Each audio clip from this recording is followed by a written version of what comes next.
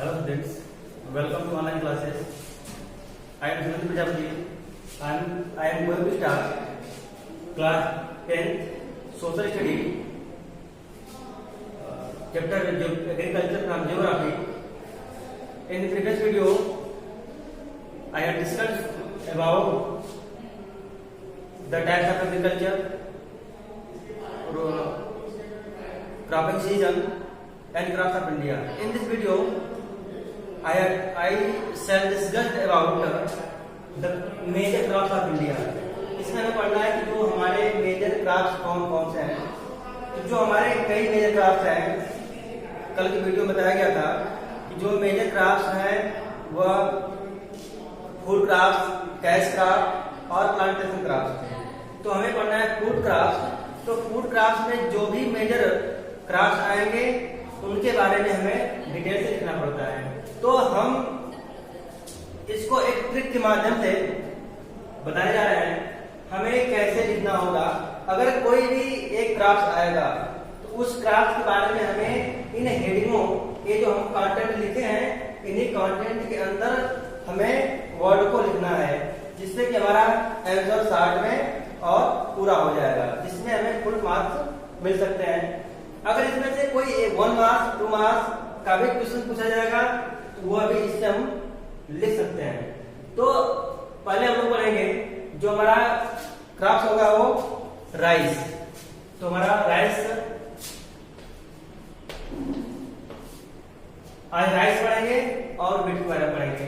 तो सबसे पहले हमें राइस के बारे में पढ़ना है. तो राइस का हमें देना है इंट्रोडक्शन. तो इस इंट्रोडक्शन में पहले हम ये देखेंगे, पहला पॉइंट हमारा ये होगा कि राइस किस क्रॉप सीजन की फसल होती है.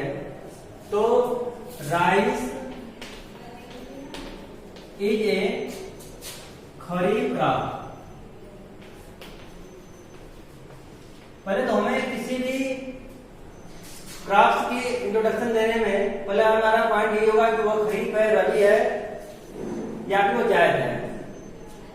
दूसरा पॉइंट हमारा होगा it is the staple food of India. ये हमारा एक प्रमुख भोजन है, स्टेपल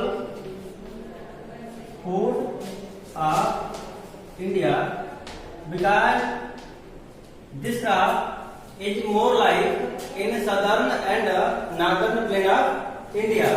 इस जो फूड क्रॉप है इसकी बहुत ही अधिक मांग हमारे सदर्न पार्ट और नॉर्दर्न पार्ट में पड़ती है.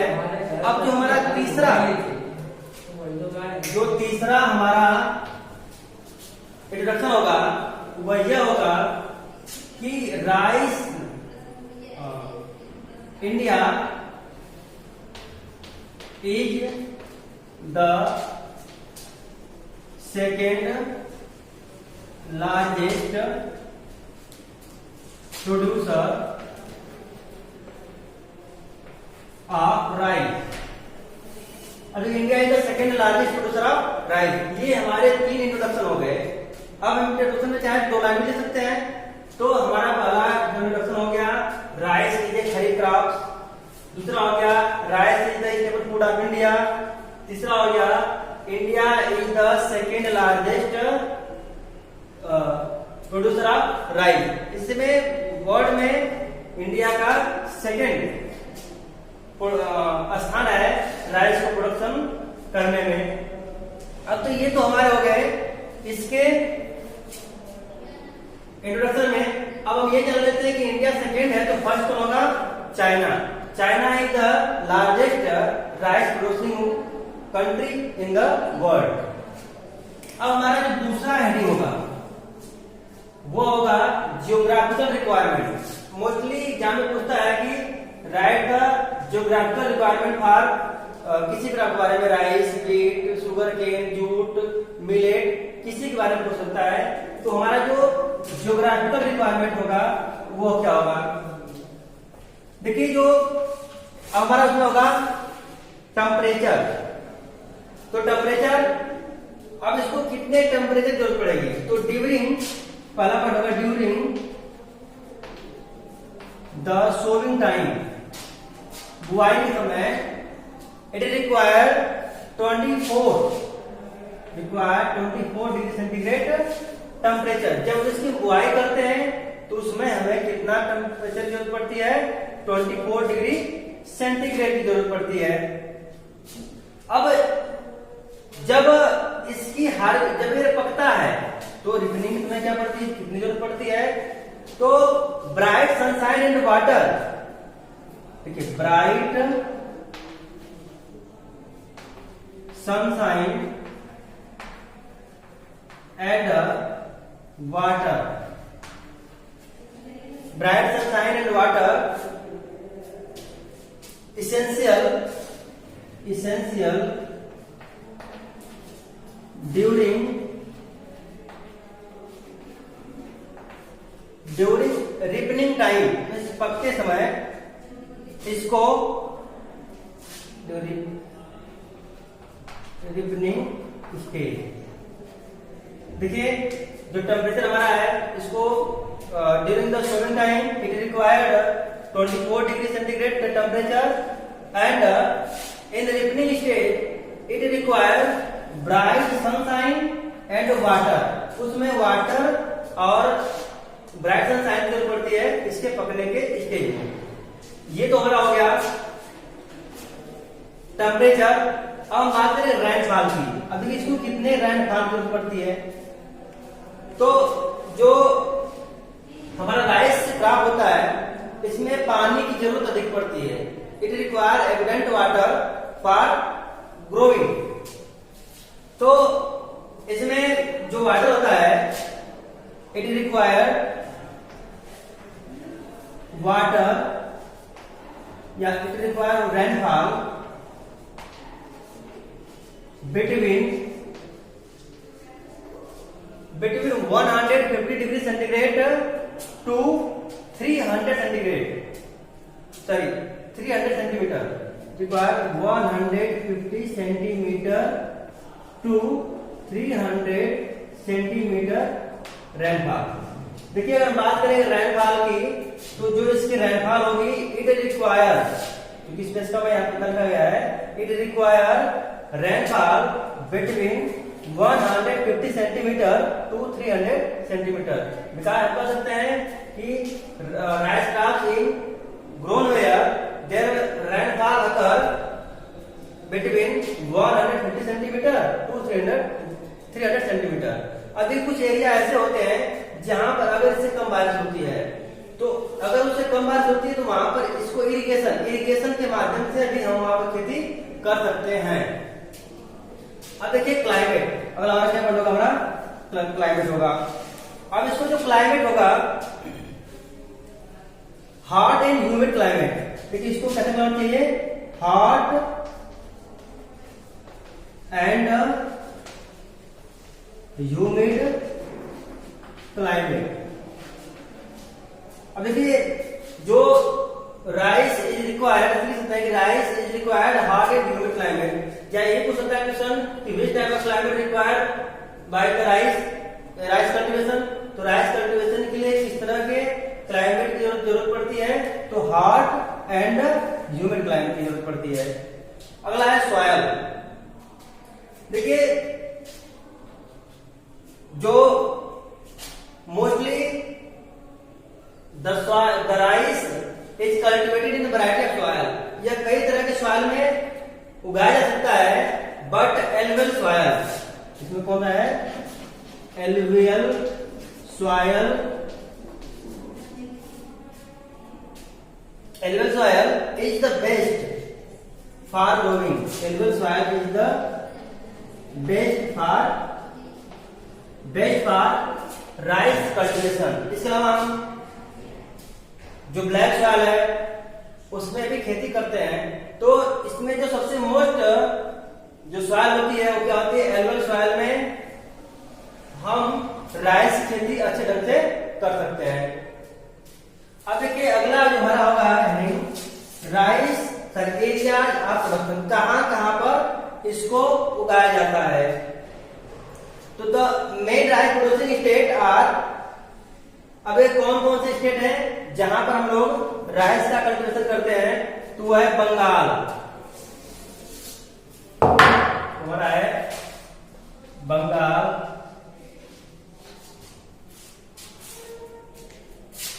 आंध्र प्रदेश, महाराष्ट्र, कर्नाटका, उत्तर प्रदेश, बिहार। तो ये जो प्लेस है यहाँ पर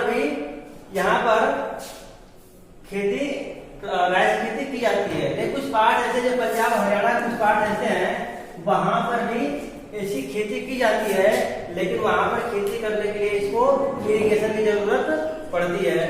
अब माना जाए इंडिया में सबसे अधिक राइस का प्रोडक्शन स्टेट कौन सा स्टेट करता है, तो बंगाल, जो हमारा बंगाल है, वेस्ट बंगाल है। West Bengal is the largest producer of rice in India.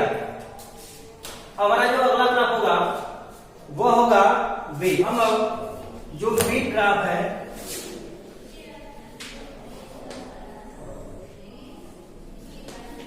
उसके बारे में सेम उसी स्ट्रक्चर पर इसको भी लिखेंगे।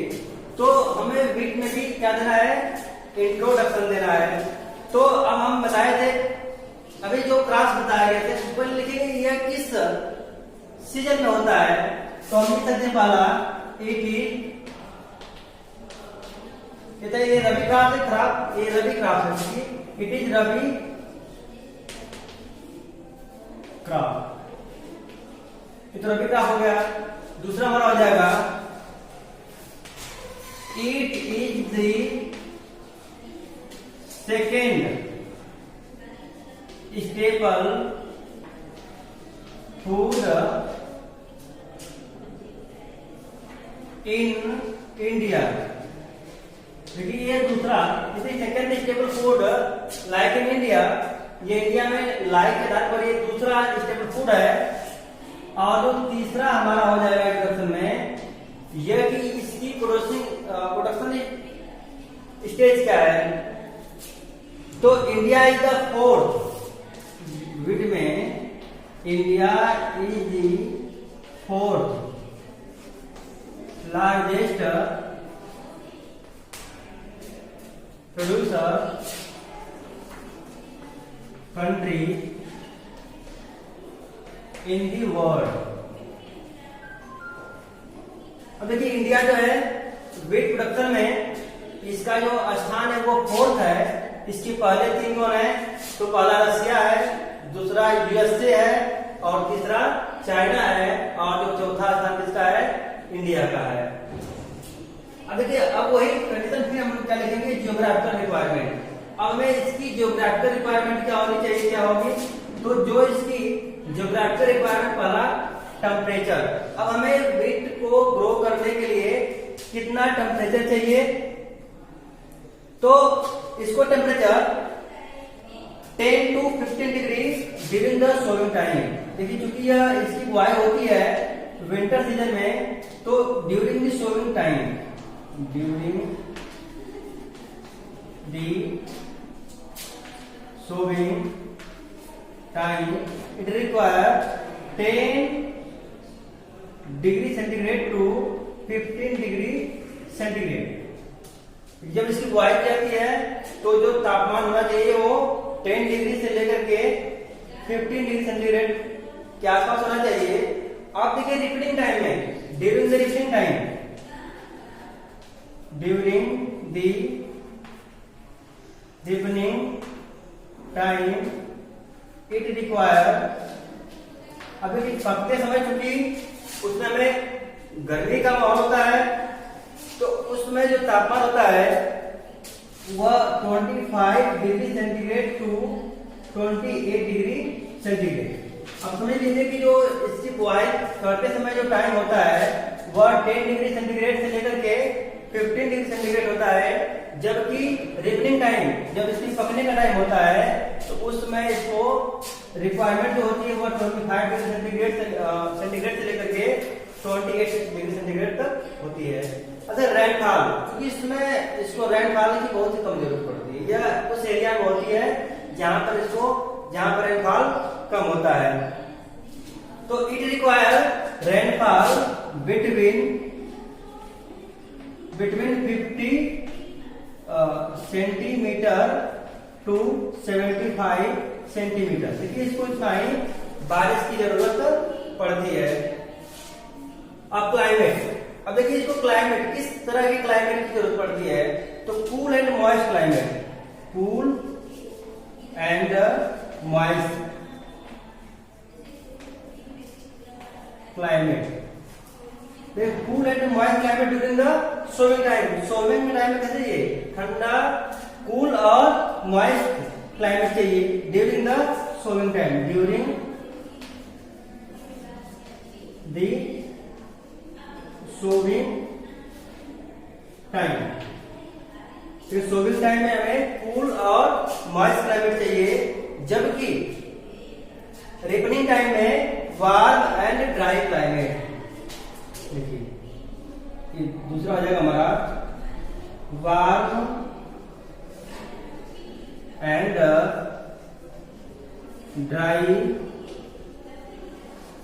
Climate required during ripening time.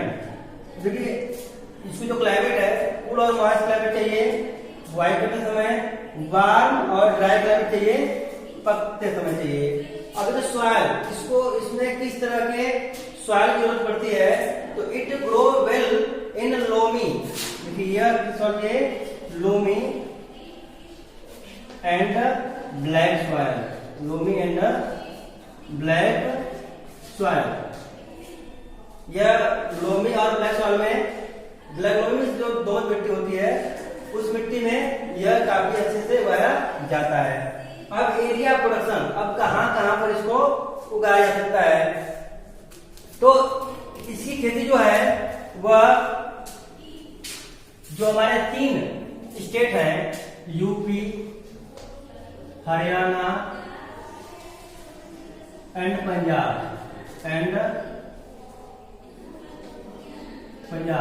यहां पर जो वीट की खेती काफी ज्यादा मात्रा में होती है। इसके अलावा और भी स्टेट हैं जहां पर वीट की खेती, जैसे मध्य प्रदेश, महाराष्ट्र, आंध्र प्रदेश, बिहार, गुजरात, यहां पर भी राजस्थान, यहां पर भी गेहूं की खेती होती है।